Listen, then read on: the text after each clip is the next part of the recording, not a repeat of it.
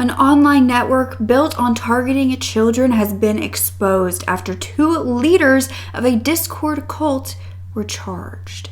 This is absolutely insane. These 2 arrests have led to further exposing a global online exploitation ring. But the cloak of the internet is slowly being uncovered, and what these monsters have done is being exposed. The FBI is warning that this new network has a potential national security implication, but also in case after case, directly reaching into American homes, targeting teens and their families. Its name, 764. You are such a genuine gem. Thank you for clicking on my video. I am Brooke Makenna, and if you enjoy these type of videos, I would love if you would subscribe, and if you enjoy the way that I present them, please go ahead and come back every Sunday, and I upload occasionally on Wednesdays as well.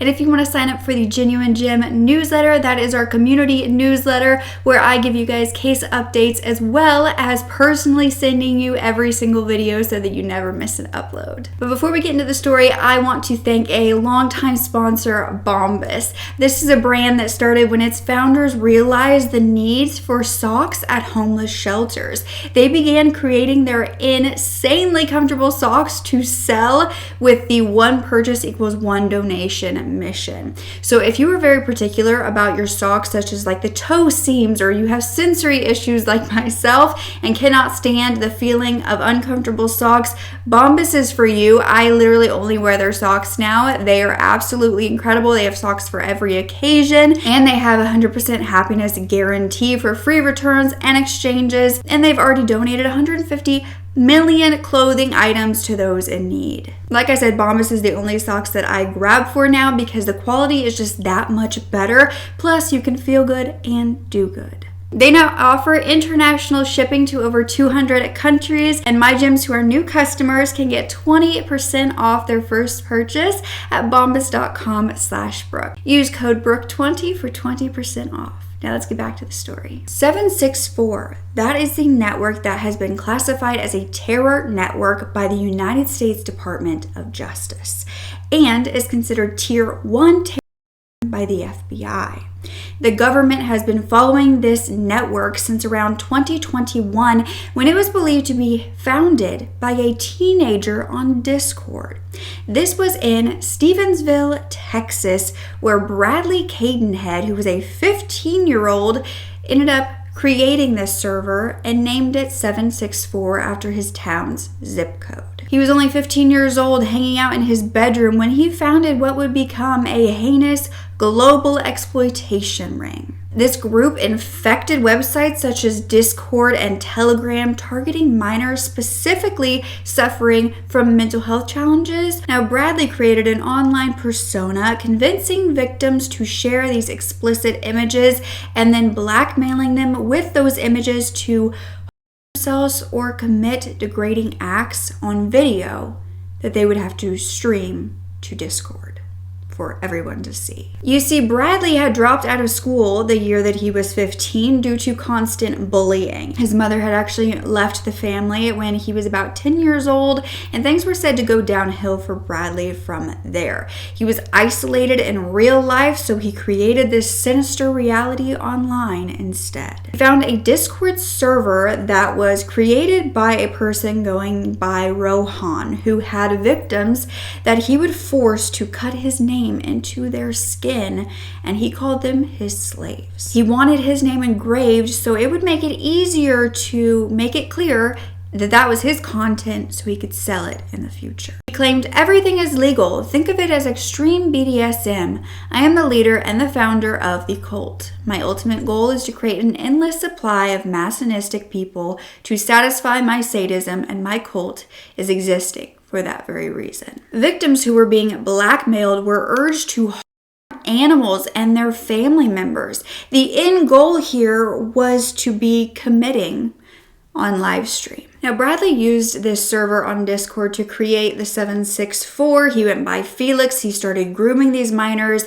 using the server that he found of this man who blackmailed his victims into basically creating CP. for commercial gain. From there, this 764 network was said to have different subgroups under different names such as CVLT, Harm Nation, Leak Society, Court, Slit Town, and more. But this community of groups is referred to as the Calm.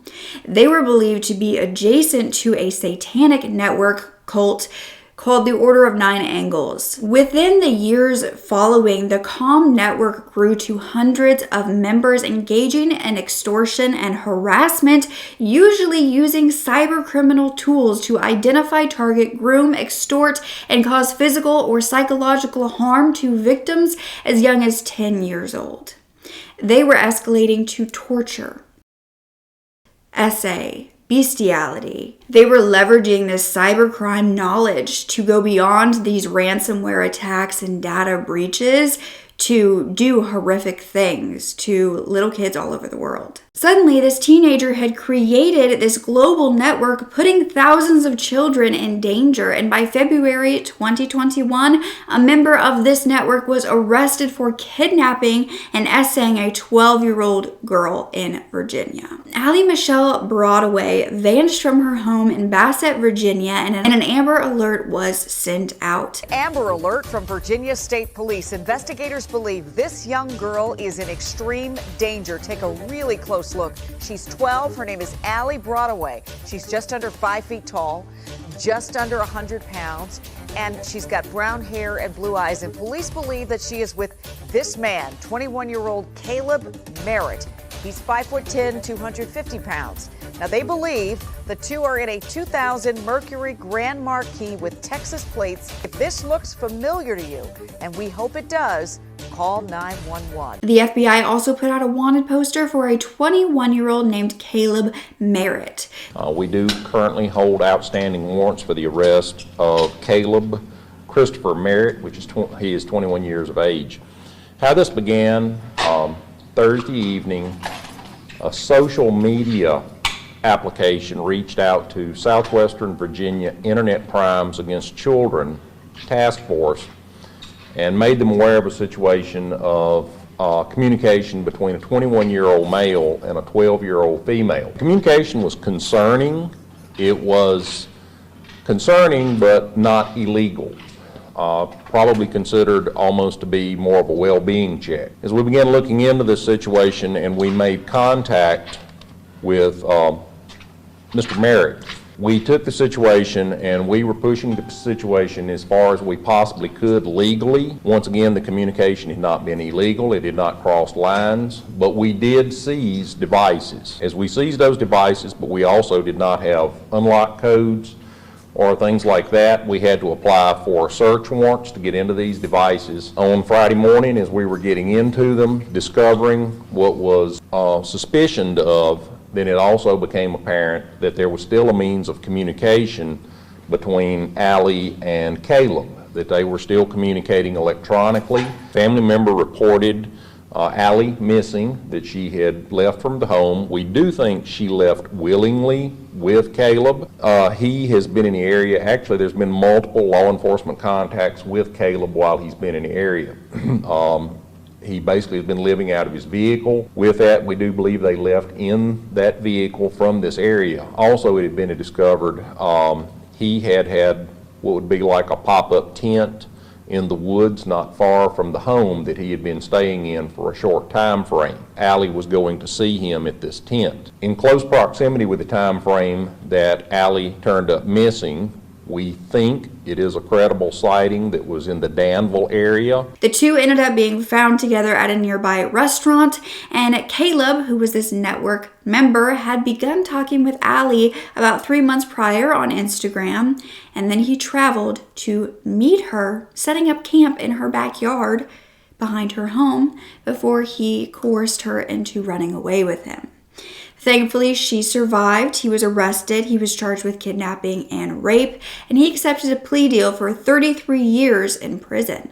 Caleb admitted that he had trouble with empathy. Now, survivor Allie would later speak out that she met this man when she was 11 years old on Instagram, and they moved their relationship to Discord. She said she didn't want to be alive when she met Caleb, and he challenged her to do these certain things like carving his name into her thigh, and she actually did so. Allie said at that age she fell in love with him. She also thought that he was a 14-year-old boy. Her grandma knew that she was talking to this boy, but she too thought he was just a minor. Allie would say that if she didn't hurt herself, Caleb would tell her that she didn't love him. Caleb then told Allie that he needed to leave where he was living in Texas, that the police were after him there. And so Allie told him about the woods behind her house where he could stay. Allie said when he started camping there, she would bring him food, and she said that this is when he would essay her and she would go home crying. Caleb was living in the woods and showering at Planet Fitness, and that's when the police caught up with him for the first time. They had got a tip saying that this man was going to meet with this minor, and so they told Caleb that they just, needed to check on him and asked him if he knew how old Allie was, and he said yes, he knew she was only 12. They ended up taking his phone to search it, but they could not arrest him at that time. And the police then went to Allie's home and also took her phone as well. But after that, Caleb had coerced Allie to get into his car, saying that they needed to leave. And her grandmother would call 911 saying that Allie was missing. Allie would later say that they drove for a long time, eventually stopping in North Carolina. And she said she was so scared she couldn't even eat. She didn't think she would ever see her family again. Thankfully, they were found the next day after Caleb had made a phone call, and investigators quickly found that Allie had gone along with him, but she had been psychologically abused by this grown man. Allie went to a residential treatment for about a year after that, and that is when she finally found her voice and was able to speak out about what happened to her. But Caleb wasn't even the leader of this network. He was only one member.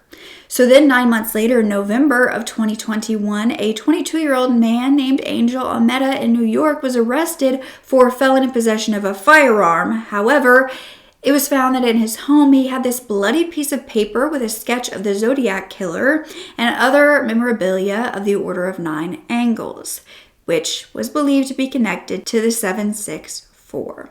So when they searched his computer, he ended up being charged with exploitation. He was found to basically have manipulated a minor to create these videos.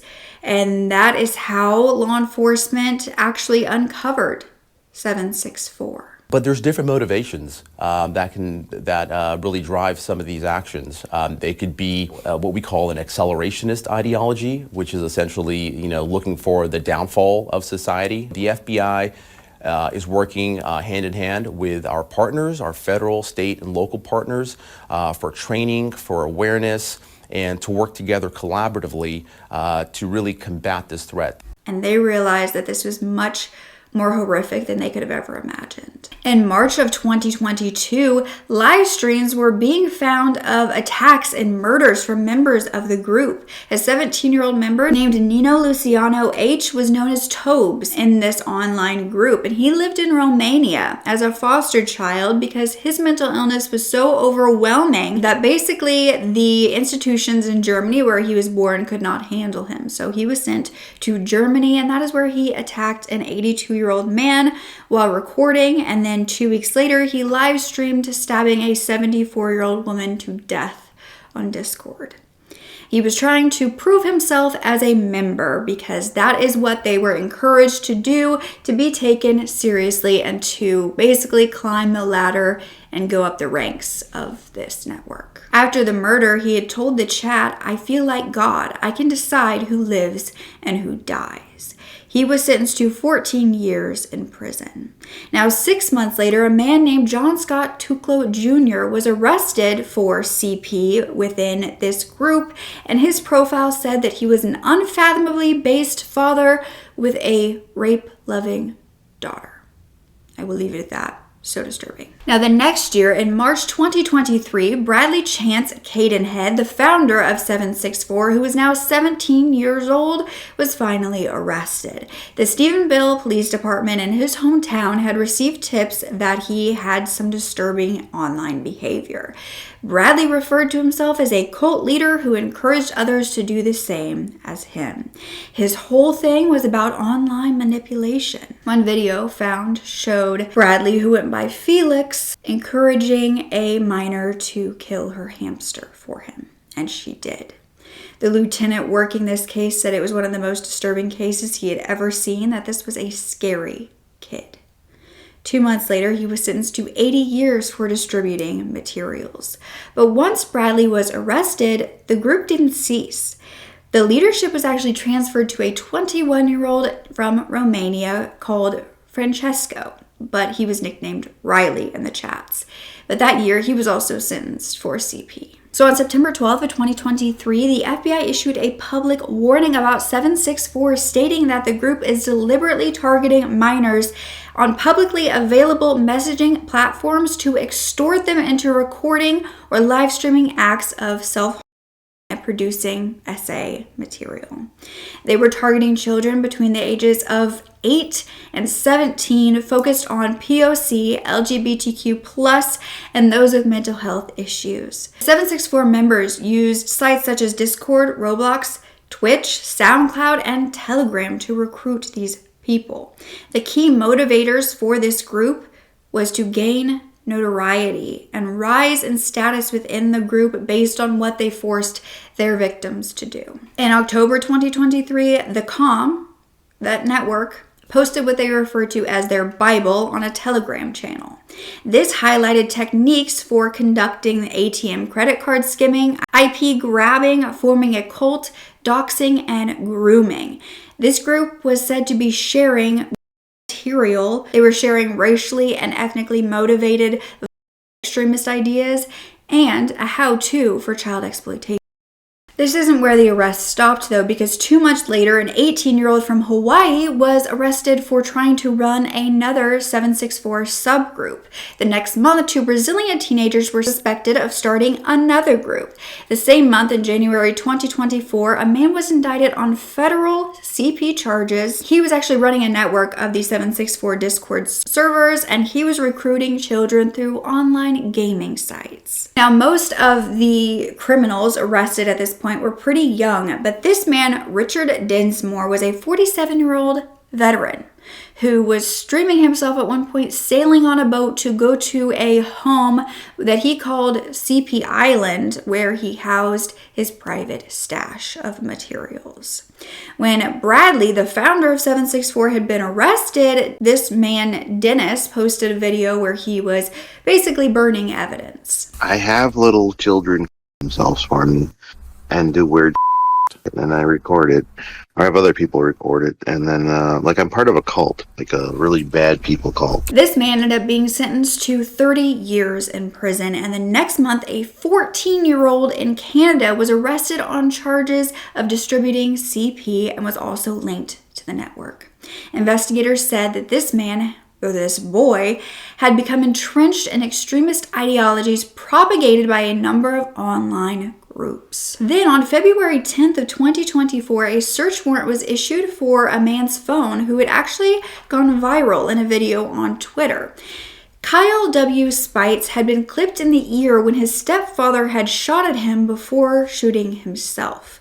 But Kyle was found to be a member of the COM who went by Criminal, and some of his victims actually spoke out on his arrest photo when this was shared. The phone was found to have explicit photos of a 12-year-old, so he was indicted in Tennessee on federal CP charges and pled guilty to 4 out of the 8 charges. He was facing 30 years in prison, but I have not found that he has been sentenced yet.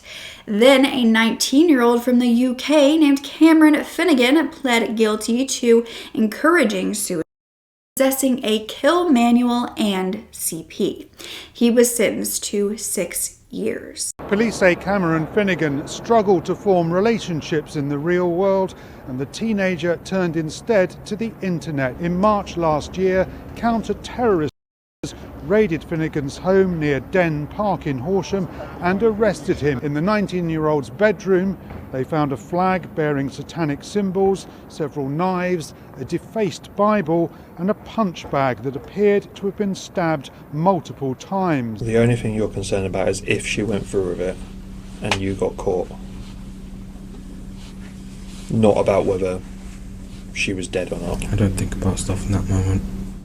The defence told the court that Finnegan had a history of mental illness. That he had also threatened to kill a homeless male who was residing in a tent nearby where Cameron lived. In 2024, a panel was held at the Domestic Terrorism and Violence Prevention Convention. A senior official at the National Center for Missing and Exploited Children confirmed that victims of this group have killed people. In fact, they've killed their grandparents. At the same panel, the FBI urged parents to be aware of all kids' online activities, and they also urged law enforcement to look out for this in their communities. This group even created a fake prevention Telegram chat for minor females to lure them in, saying that they would help them if they just spoke out. However, 764 members were running this, and they would extort personal information from them as well. An FBI agent stated, "It almost sounds too much to be true, but it's real. I want to stress this is everywhere."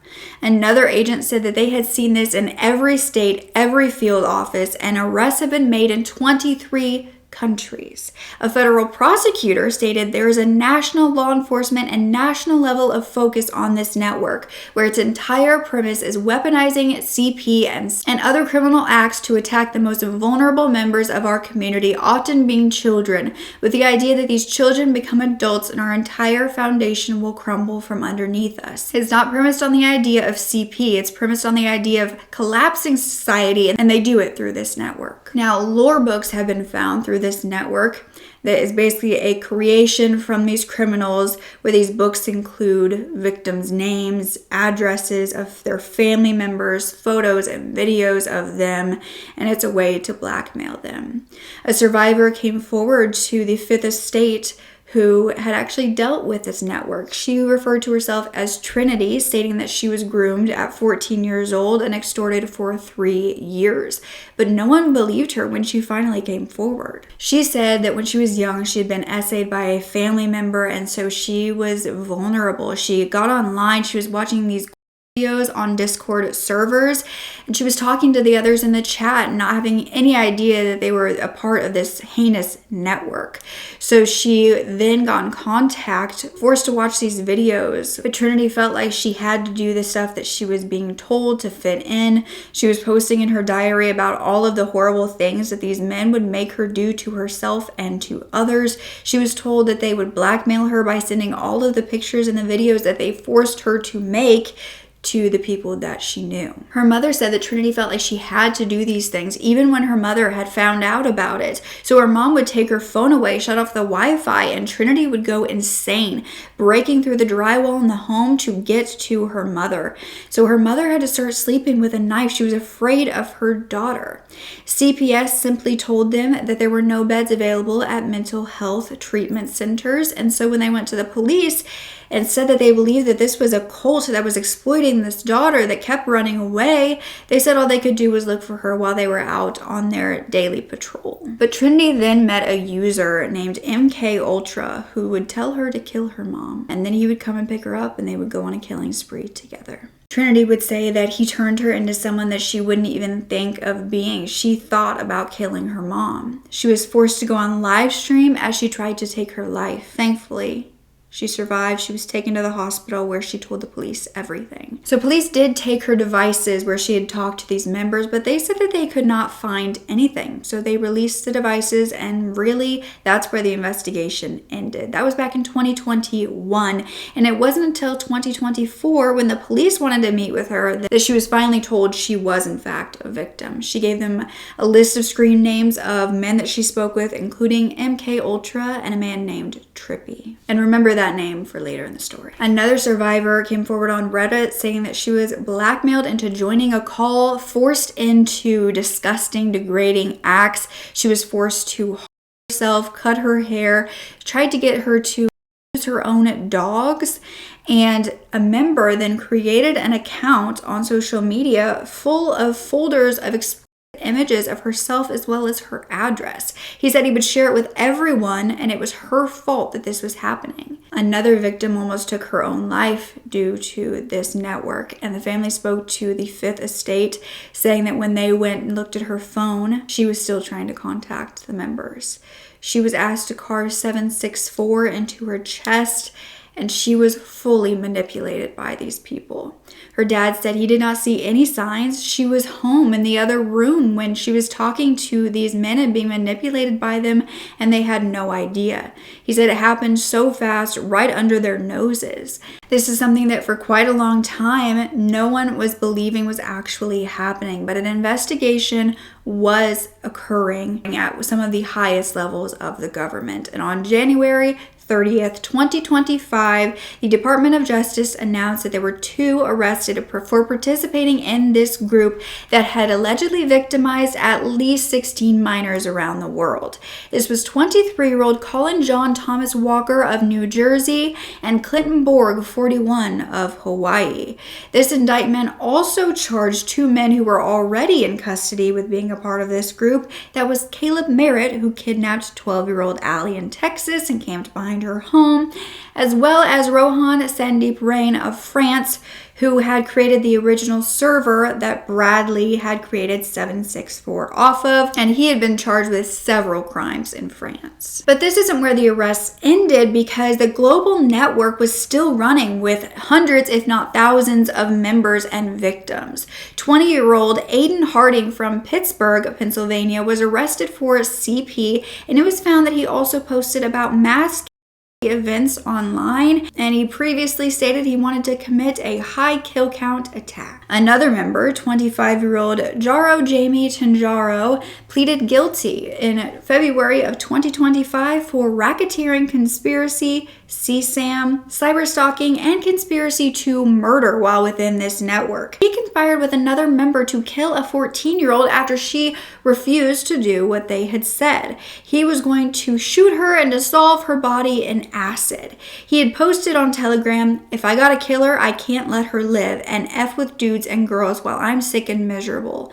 I'm gonna live stream it." The same month, a 23-year-old member named Hugo Figueroa Perez was arrested for threatening a mass in Valencia, Spain. He was a member that used the name Neo764 and was believed to be one of the leaders. The next month, in March 2025, member Jack Rocker from Florida was found to have 8,000 videos and images of CP and was sentenced to 7 years. On March 6, 2025, the FBI made a public service announcement stating that there was a sharp increase in 764 activities. They recommended that everybody look out for possible victims, that family, friends, associates should see these indicators and warning signs of a victim engaging in self-harm or having thoughts that could be vulnerable to these networks, including sudden behavior changes, becoming withdrawn, moody, irritable, sudden changes in appearance, changes in eating or sleeping habits, dropping out of activities or becoming more isolated and withdrawn. A new online friend or network prospective victim seemed infatuated with or scared of. A receipt of anonymous gifts, such as items delivered to your home, currency, gaming currency, or other virtual items. Scars, often in patterns. Fresh cuts, scratches, bruises, bite marks, burns, or other wounds. Carvings, such as words or symbols on the skin. Wearing long sleeves or pants in hot weather. Writing in blood or what appears to be blood. Threatening to commit and openly talking about death, not being wanted or needed or not being around. Family pets or other animals being harmed in suspicious circumstances. Family pets uncharacteristically or avoid or are fearful of your child. Law enforcement being called to the home under false pretenses by an unknown person. Then in April 2025, an arrest affidavit was released for 2 men. This was posted by the Department of Justice, and they believed they caught 2 of the primary leaders of the 764 Inferno, which was a core subgroup of the 764. They were also targeting vulnerable people, including children, to induce harm. Except 764 Inferno was reserved for the inner core, who had to be invited by the leaders. So these were the most powerful in this group. FBI Special Agent Andrew Rust, who had been working this case since 2022, announced that 21-year-old Prazen Nepal, who was also known online as Trippy, and 21-year-old Leonidas Variganas, who was also known as War, knowingly engaged in the CP enterprise. They were also directing the production and distribution of CP and recruiting new members based on content posted online, as well as creating lore books. These CP materials were found to be stored in vaults that were managed by other 764 members who would preserve this material if any of the other members were arrested. Nepal was actually involved in this in 2020, and he knew when Bradley came and founded this 764 group, and that is when he joined. Leon joined in 2023 and was a US citizen but was residing in Greece. Nepal stated on a Snapchat conversation, "I got CP if you want to see it, I'll send it." In May of 2024, Nepal wrote instructions on how to groom and extort a new victim, saying to go to Reddit or Twitter to the SA community and speak with a girl like you're the normal friend, and seduce her with how much you love that she cuts. Nepal said, "Extortion is a form of discipline to little girls who might not have a father at home. It's a good thing." To gain access to this group, these members were to carry out sadistic acts and document them on video or image. Some allegedly showed murders, others that they had manipulated their victims into. If these members were kicked out and they needed to get back in, they would have to create more content to join. In this affidavit, Agent Rust said that he submits that there is probable cause to believe the defendants committed this offense. The FBI is warning that this new network has a potential national security implication, but also in case after case, directly reaching into American homes, targeting teens and their families. Its name, 764. This group is about terror. It's about bringing about harm to people. There does not seem to be any kind of financial motive that we can see. So what does law enforcement, what do they want parents to know? At the end of the day, you have to engage with your children. Keep communicating with them. Know what platforms they're using. And if you see anything suspicious, report it to police. This is happening all over the world, and the National Center for Missing and Exploited Children has created an online tip line as a way to help victims remove their photos from the internet. It's known as Take It Down, and it helps minors or adults who were victimized as minors in online image or video files to get these removed. And I will have the link down below, but it's takeitdown.ncmec.org. There are also other ways to get help if you believe you are a victim of a crime using these tactics.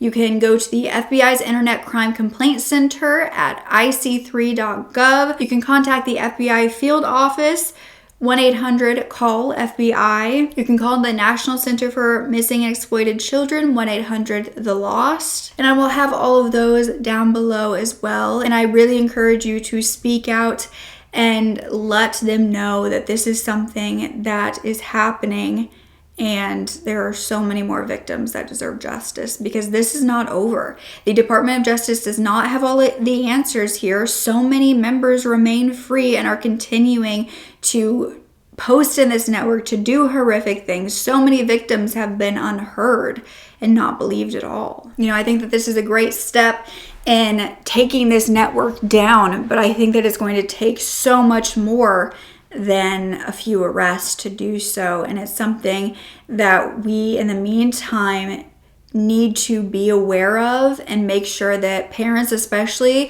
are aware of it, that kids themselves are aware of it and why it is so dangerous and what can happen, because it's something that happens so gradually in that manipulation. They're literally teaching the other members how to be a good manipulator for extortion. And these kids don't have a chance if they have no idea what they're up against. So it's very important that we inform the kids and inform ourselves and make sure that they are being watched while online, because I had no idea that a place like Discord, a place like Roblox could be doing this. I mean, I have little siblings who go on these sites. Horrific cult of sorts has infiltrated these seemingly innocent places. So that's why I felt like it was so important to tell this story, to spread the word. It needs to be a big story. People need to know, and that is the only way that we are going to lessen the amount of victims, because I'm not sure the members are ever going to all be caught, unfortunately. I hope that I can update you later on and there is going to be this huge takedown and all of these servers are going to be banned forever. I truly do hope that. So subscribe if you are interested in those updates. But I fear that another server will just be made, and this, because even though this starts online, it affects so much of the real world. And just like in the case of Caleb Merritt, he went from grooming this girl online to kidnapping her in real life. Even the people who don't ever come in contact with these members, their lives are being completely changed, torn apart. Just like Trinity, who has had to heal from what she experienced, and she almost lost her life because of this. I think the number one thing that we need to remember here is that these victims, even if they seem to be doing these things themselves, they are still being manipulated into doing this by horrific people. They would not have thought to do these things in most cases without that manipulation. So thank you so much for watching. If you don't know, I upload every Sunday and the occasional Wednesday, and my last video was actually an update in the case of Kimani Lateeg, the 13-year-old who was found murdered, as well as an update in the New England serial killer, or the alleged serial killer, that now has 11 bodies in 2 months that have been found. So I will link that down below if you would like to get the updates in that. And don't forget to speak up. Your voice is powerful enough, and I love you to absolute pieces.